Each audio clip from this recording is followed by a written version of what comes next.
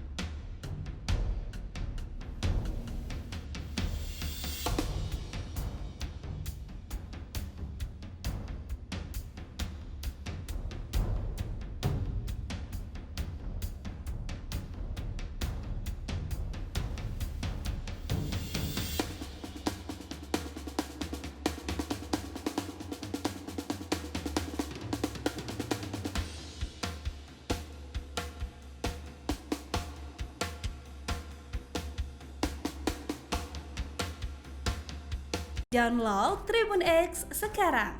Menghadirkan lokal menjadi Indonesia.